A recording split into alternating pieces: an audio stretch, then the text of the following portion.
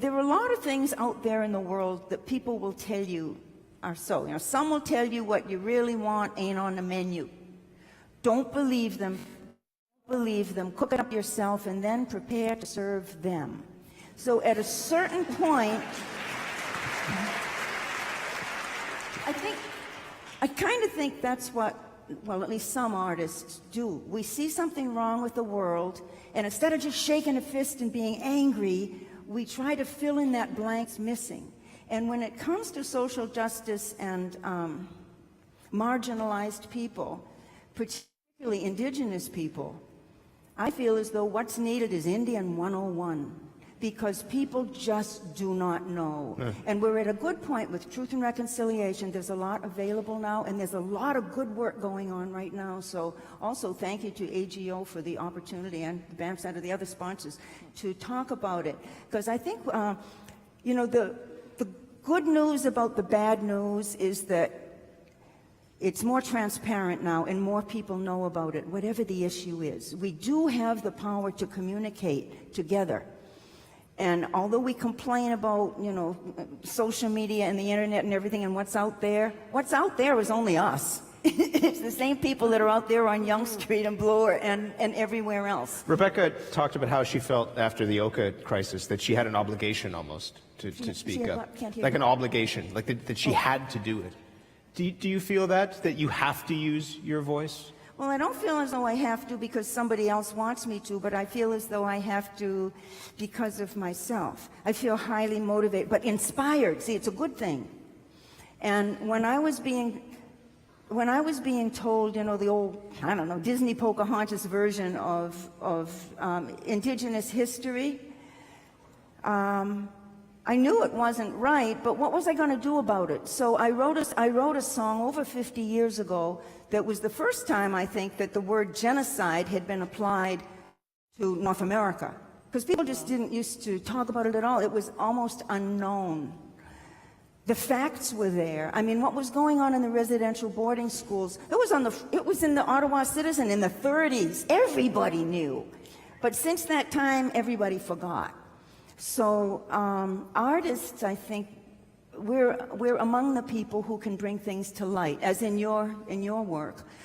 We can help to spotlight an issue and to turn it into words that are not combative and that are a little bit cooked but not burned. You know, we can prepare an audience or a viewer or a listener we can put it into words that are lovely, are exciting, are moving, you know, metaphors. No, I really think, you know, we've got it all, but we don't know it, you know. Our diversity it's spectacular, it's delicious, there's everything good about it, but we're still kind of scared of each other and, you know, I don't know, and I think that's just kind of old-fashioned thinking. And I think we should have more courage. You know, there's a metaphor that I used to use with Aboriginal teachers and non-Aboriginal teachers in my cradleboard teaching project. And because it was funny, when we were trying to set it up, the Aboriginal teachers were all very hesitant. They were saying, I'm sorry, I just don't know enough about my people. I don't feel qualified. And the non-Aboriginal teachers would say, I feel so guilty, you know, I'm sorry, I just don't know enough to feel qualified to participate. So there was obviously a huge lack of knowledge when it came to Aboriginal everything. And we found that mainstream teachers, they lacked enriching, accurate materials about Aboriginal people. And Aboriginal people, we all suffer from the same lack of materials. You know, I don't know an Aboriginal person who doesn't have a hole right where they ought to have self-esteem, because although the information is available, nobody has really pulled it together. And so we use this metaphor. We'd ask the kids, we'd say, okay, now, this works anywhere in the world, but you have people and they're out on the plains or the prairies or somewhere, and they have a bag, and they're bending over and they pick up things, they put it in the bag, they pick something up, put it in the bag, and we ask the kids, well, what are they picking up? And the kids will say rocks or wood, food, you know, flowers or something. But no, what they're picking up is buffalo chips, right?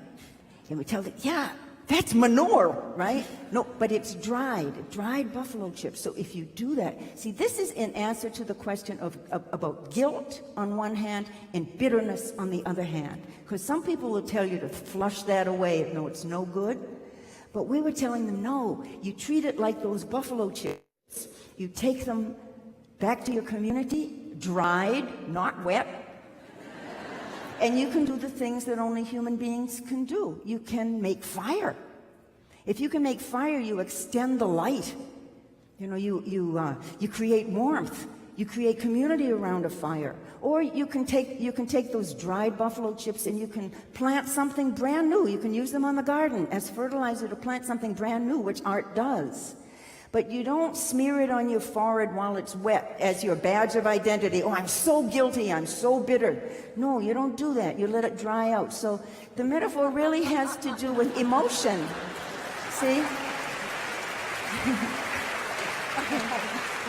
But the way that it connects with our being afraid of each other or shy of each other or afraid we're going to say, oh, I'm sorry, I called you an Indian instead of an Aboriginal, or is it First Nations? I mean, you know, we don't want to insult each other, so we're very careful and we kind of hold back from enjoying one another's culture. But I don't know, for me, Canada is about our diversity. I mean, not just the diversity that whatever I have in me represents, but everybody's. I mean, I think it's really cool, and I think that's the thing that artists and art can do.